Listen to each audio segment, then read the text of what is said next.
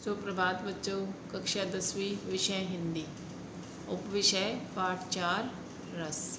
बेटा आज हम इसका व्याख्यान 2 पढ़ेंगे और पाठ कौन सा है हमारा रस। इसका पहला व्याख्यान हमने पढ़ लिया था। उसके अंदर हमने रस के बारे में जाना कि रस कितने हैं, उनके स्थायी भाव कौन से हैं, विभाव, अनुभाव, संचारी भावों के बारे में जाना। उसके साथ ही हमने श्रृंगार रस और हास्य रस के बारे में भी जाना था। आज हम आगे पढ़ेंगे इसी में। तो रस का अर्थ क्या होता है? रस का शाब्दिक अर्थ है आनंद।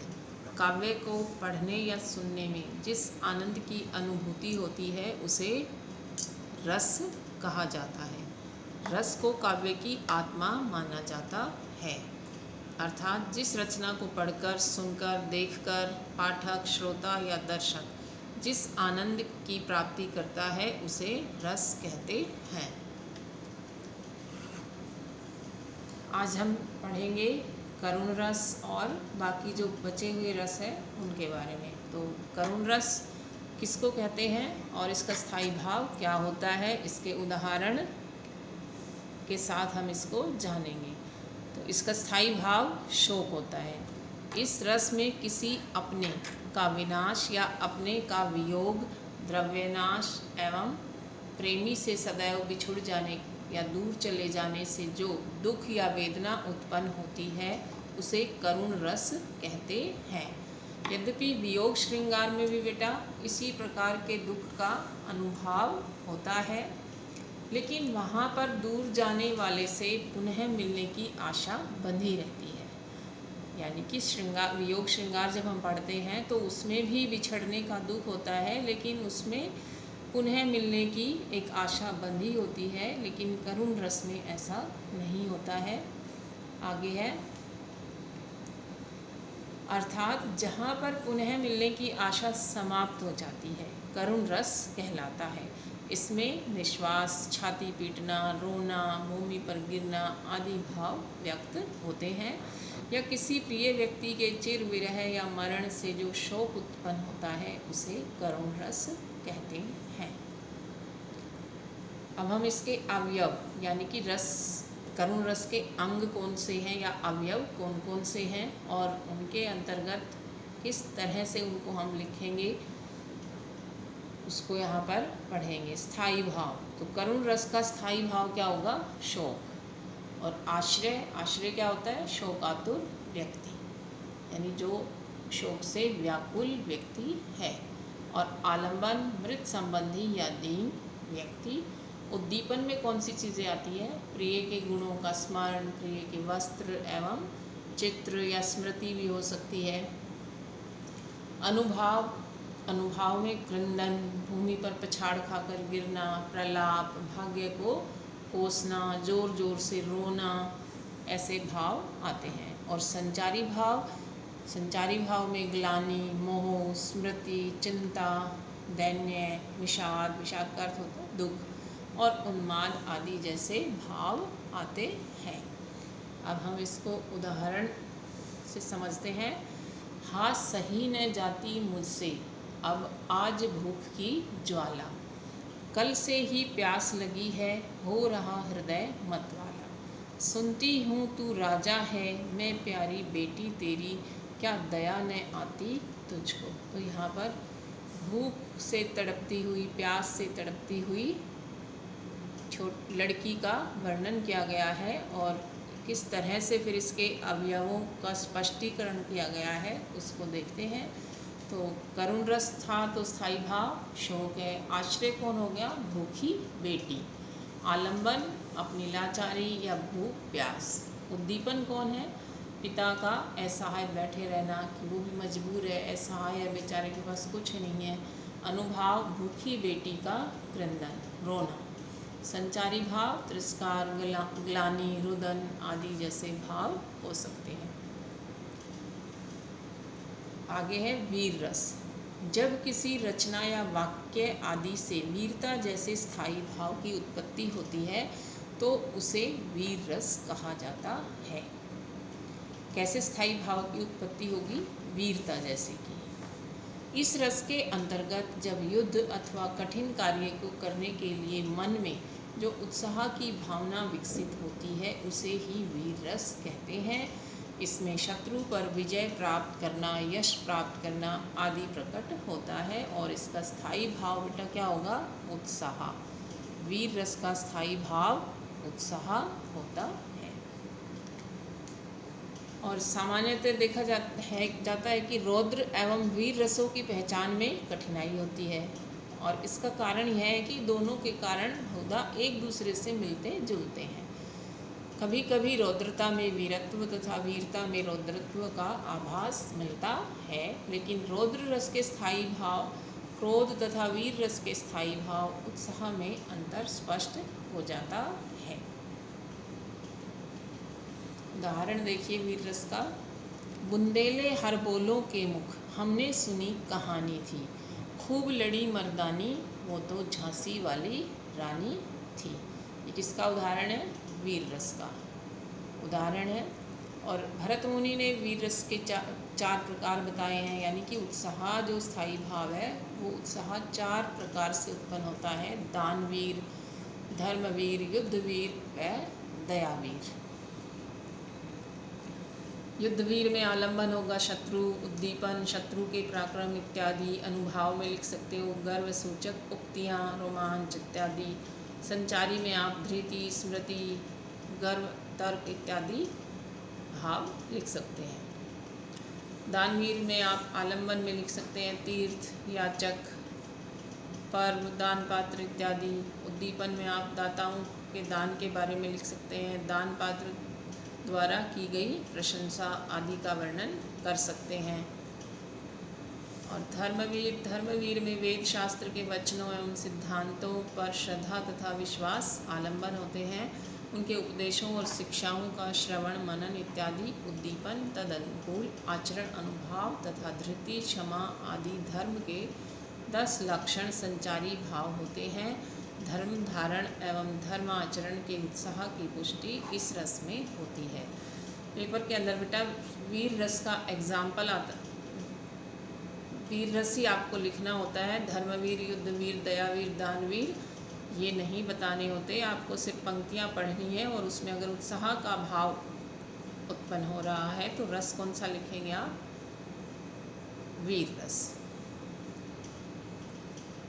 और इसके जब हम अवयव स्पष्ट करते हैं तो अवयव के अंदर स्थायी भाव में उत्साह आ गया, आलंबन में शत्रु, दीन, याचक, आश्रय कौन होगा? उत्साही व्यक्ति। उद्दीपन में सेना हो सकती है, युद्ध का कोलाहल, शोर हो सकता है, शत्रु का पराक्रम हो सकता है, रण वाद्य मतलब युद्ध भूमि में आने वाली वाद्य यंत्रों की या बाजी की आवाज़ हो सकती है, शंख की आवाज़ हो सकती है। अनुभाव, गर्वपूर्ण वचन, भुजा का फड़कना, आक्रमण, उत्साहपूर्ण कथन। और संचारी भाव में हर्ष, गर्व, रोमांच, आवेग, जोश आदि हो सकते हैं। संचारी भाव बेटा एक संचारी भाव एक से अधिक रस का भी हो सकता है। स्थायी भाव हमने बताया था कि हर रस का एक ही स्थायी भाव होता है, लेकिन संचारी भाव जो है एक ही संचारी भाव एक से अधिक रसों के लिए प्रयोग हो सकता है, क्योंकि संचारी भाव जो है वो पल पल परिवर्तित होते रहते हैं।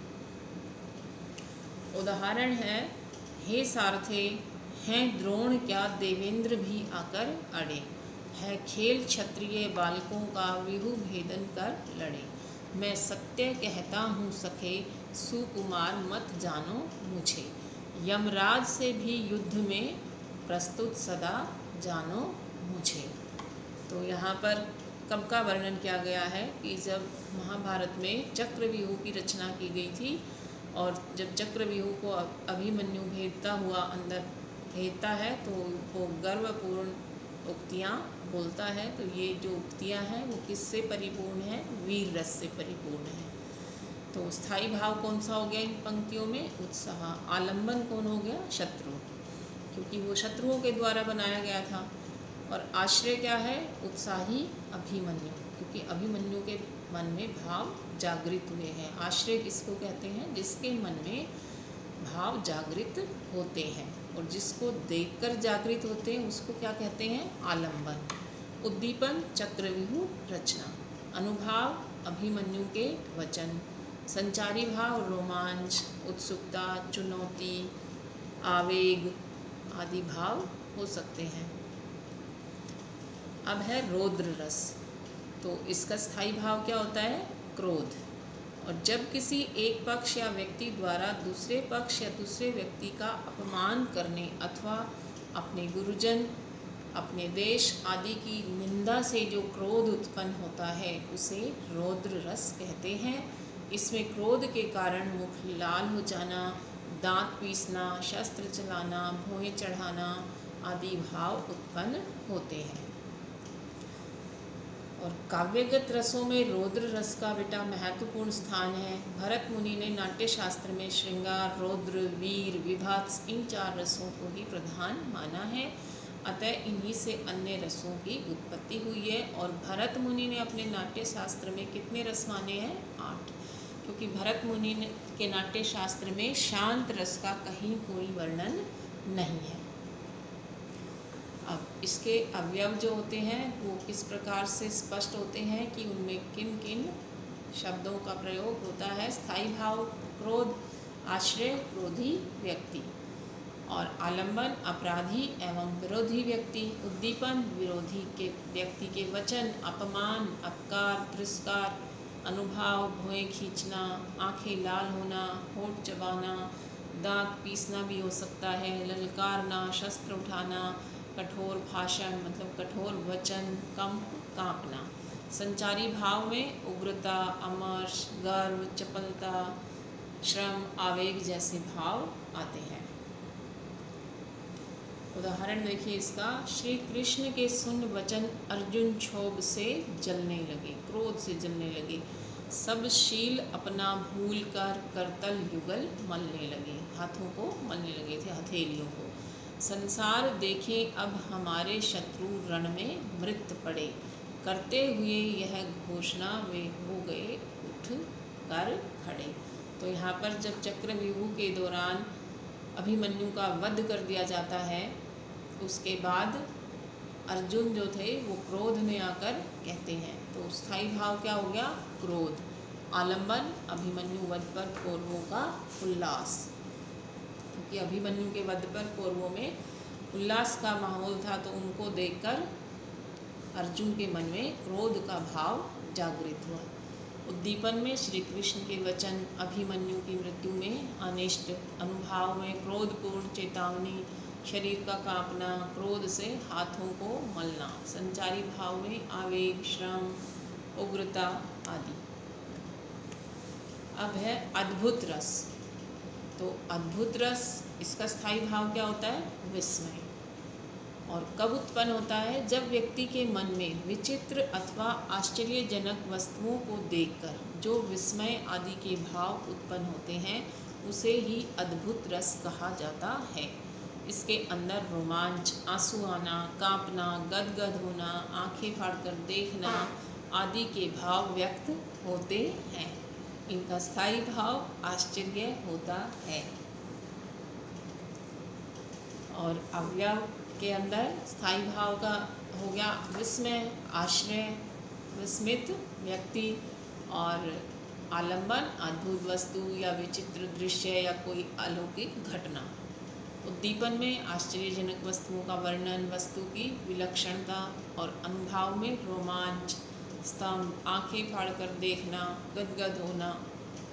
संचारी भाव में हर्ष, उत्सुकता, भ्रांति, चपलता, आवेग आदि भाव आते हैं। उदाहरण देखिए इसका। अखिल भुवन चर अचर सब हरि मुख में लखी मातु, यानी यशोदा मैया ने कृष्ण का जब मुख खुलवाया कि तुमने मिट्टी खाई है, तो उसके मुख के अंदर उसको तीनों लोक दिखाई देते हैं। चकित भई गदगद वचन विकसित दृग पुलकातु, और वो बड़ी ही चकित हो जाती है, गदगद हो जाती है। और इसका जो आगे स्पष्टीकरण होगा अवयव का वो इस प्रकार से करेंगे हम।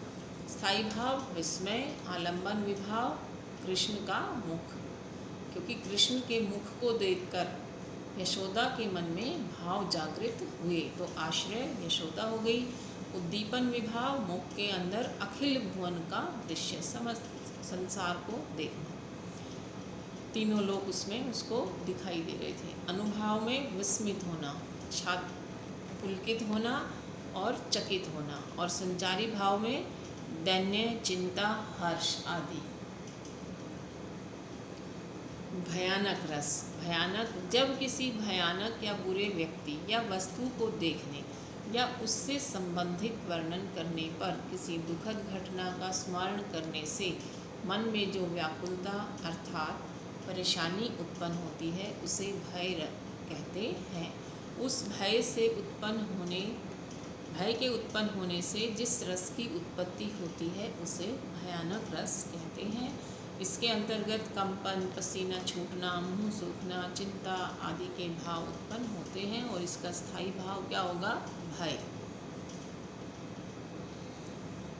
और जब इसके अवयवों का स्पष्टीकरण करना हो तो स्थायी भाव भय, आश्रय भयभीत व्यक्ति, आलंबन भयप्रद स्थान व वस्तु, बलवान शत्रु, उद्दीपन निर्जनता, भयंकर दृश्य, शत्रु की भयकारी चेष्टाएं और अनुभाव भागना, मूर्छित होना, कांपना, स्वेद, स्वेद का अर्थ होता है पसीने आना, रोमांच और रंग उड़ जाना आदि।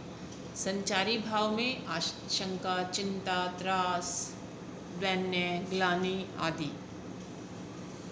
उदाहरण देखते हैं इसका।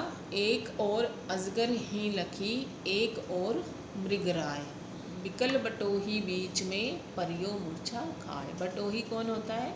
राहगीर। कि रास्ते में जब राहगीर जा रहा था तो उसको एक तरफ क्या दिखाई दिया? अजगर, और दूसरी तरफ उसको दिखाई दिया शेर। तो बेचारा व्याकुल होकर क्या हो गया? मूर्छित होकर गिर गया। तो स्थायी भाव भय, आश्रय भयभीत व्यक्ति, आलंबन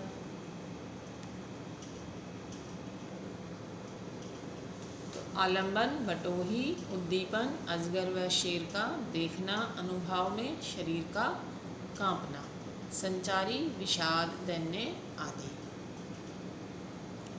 अब है विभत्स रस। विभत्स रस का स्थायी भाव क्या होता है? जुगुप्सा। इसका स्थायी भाव जुगुप्सा होता है। घृणित वस्तुओं, घृणित चीज़ों या घृणित व्यक्ति को देखकर या उनके संबंध में विचार करके या उनके संबंध में सुनकर मन में उत्पन्न होने वाली घृणा या ग्लानि ही विभत्स रस की पुष्टि करती है। दूसरे शब्दों में विभत्स रस के लिए घृणा और जुगुप्सा का होना आवश्यक होता है। तो विभत्स रस काव्य में मान्य नवरसों में अपना विशिष्ट स्थान रखता है। इसकी स्थिति दुखात्मक रसों में मानी जाती है। इसके परिणाम स्वरूप घृणा, जुगुप्सा उत्पन्न होती है। और इसके अवयव किस प्रकार से होते हैं? स्थायी भाव जुगुप्सा या घृणा। आप जुगुप्सा की जगह घृणा भी लिख सकते हैं। आश्रय, इसमें घृणा का भाव, जिसमें घृणा का भाव जागे। आलंबन शमशान, रुधिर, शव तथा घिनौनी वस्तु।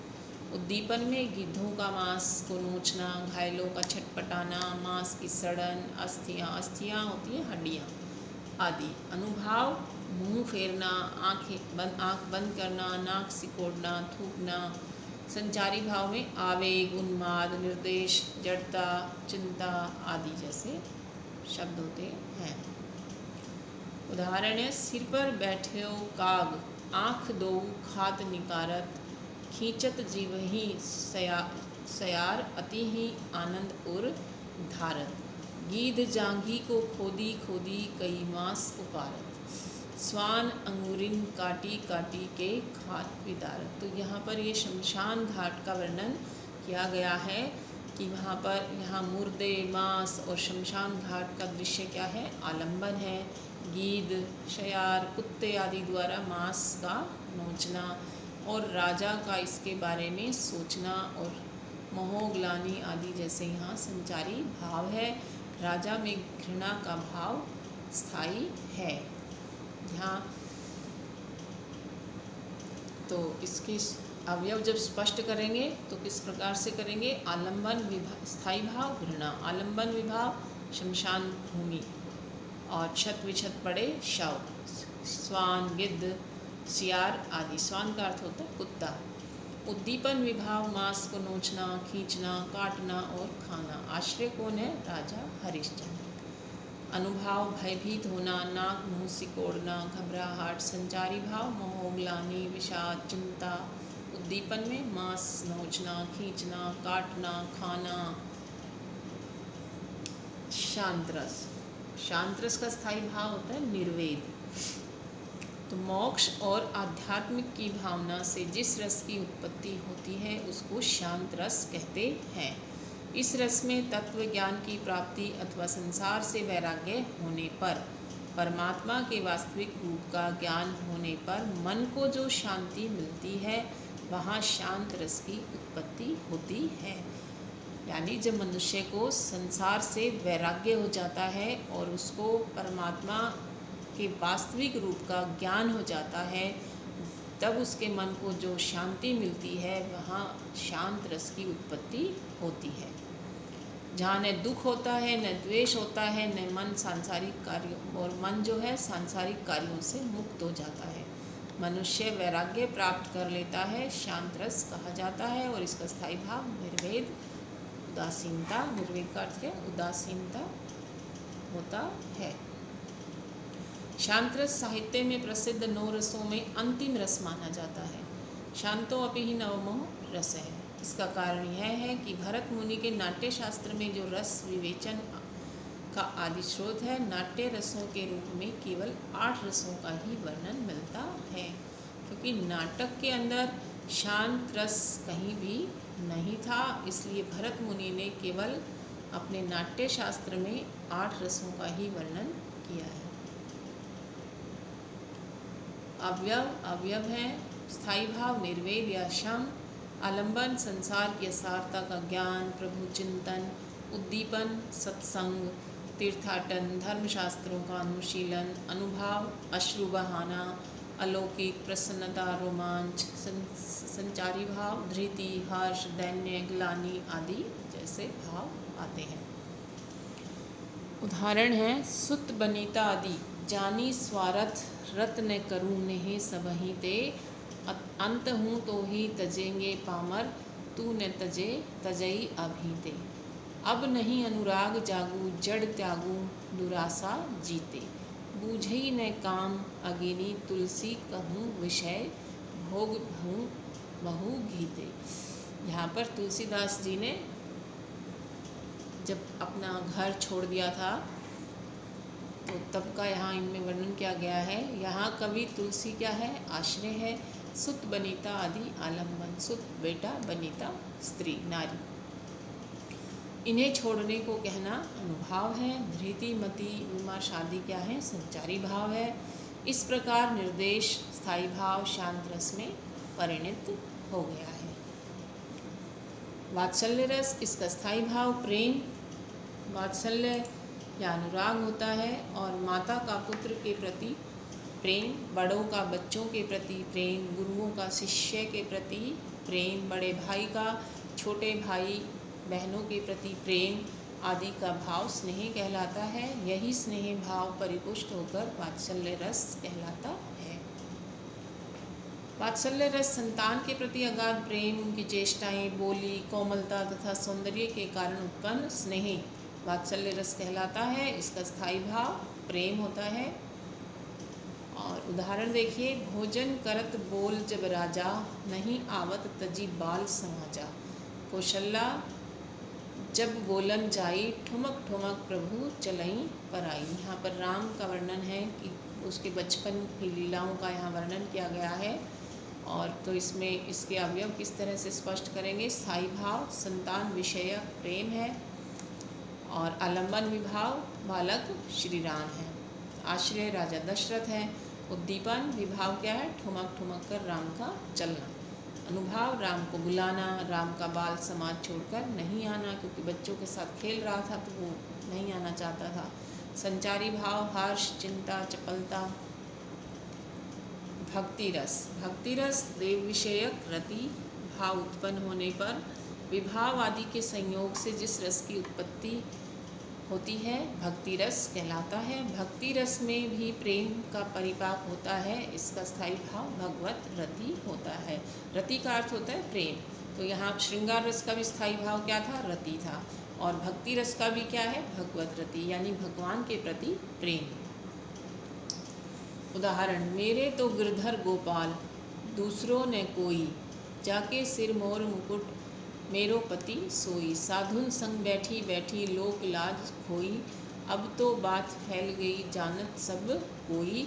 असुवन जल सींची सींची सींची प्रेम बेली बोई, मीरा को लगन लगी होनी होई सो होई।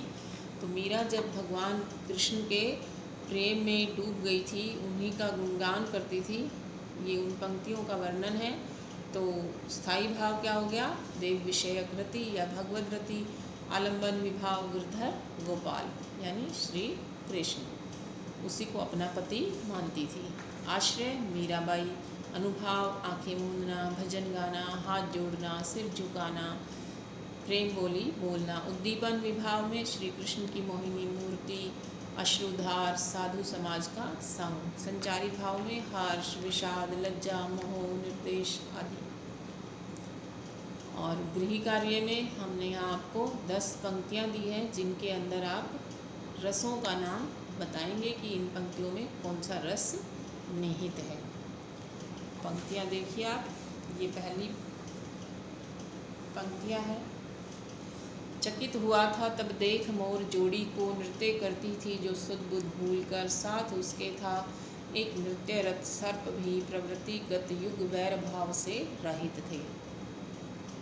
दूसरा है, वह तड़प उठा बांधो न मुझे हत्यारो, 15 तो क्या 1500 कोड़े मारो। मैं जहाँ खड़ा हूँ तिल भर नहीं हिलूँगा, मैं हर कोड़े पर हंसता हुआ मिलूँगा। तुझे विदा कर एकाकी अपमानित सा रहता हूँ बेटा, 2 आंसू आ गए समझता हूँ उनसे बहता हूँ बेटा। पुनी पुनी मुनि उकसही अकुलाही, देखी सुदामा हरग मुस्काही। अगला है, देखी सुदामा की दीन दशा, करुणा करके करुणा निधि रोए। पानी परात को हाथ छुओ नहीं, नैनन के जल सो पग धोए। इरादों में हमारे खून दुश्मन का पिएंगे हम, नहीं आंसू पिएंगे खून दुश्मन का पिएंगे हम।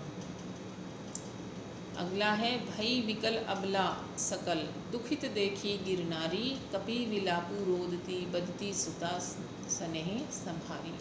हंसी हंसी भाजे देखी दूल्हा दिगंबर को, पाहुनी जो आवे हिमाचल के पूछा हमें। अगला है, माली आवत देखी के कलियनु करी पुकार। फूली फूली चुनी लई कहली हमारी बार। रे निरप बालक काल बस बोलत तो ही न संभार। धनु ही सम त्रिपुरारी धनु विदित सकल संसार। और जो व्याख्यान 1 में जो प्रश्न दिए थे उनका हल इस प्रकार से है। प्रश्न 1 था, जिसे देखकर मन में भावों का जागरण होता है उसे क्या कहते हैं? आलंबन। विभाव, अनुभाव और संचारी भावों की सहायता से कौन सा भाव उत्पन्न होता है? स्थायी भाव। साहित्य शास्त्र में रसों की कितनी संख्या मानी गई है? 9। जिसके मन में भावों का जागरण होता है उसे क्या कहते हैं? आश्रय। जिसके कारण भावों में उत्तेजना आती है उसे क्या कहते हैं? उद्दीपन। 10वां रस किसे माना गया है? वात्सल्य रस को। किस रस को रसराज भी कहा जाता है? श्रृंगार रस को। श्रृंगार रस के भेदों के नाम संयोग श्रृंगार और वियोग श्रृंगार। रस के अंगों के नाम 4 अंग होते हैं, स्थायी भाव, विभाव, अनुभाव, संचारी भाव। इनका दूसरा नाम अवयव भी है। भरत मुनि ने कौन सा शास्त्र लिखा? नाट्य शास्त्र।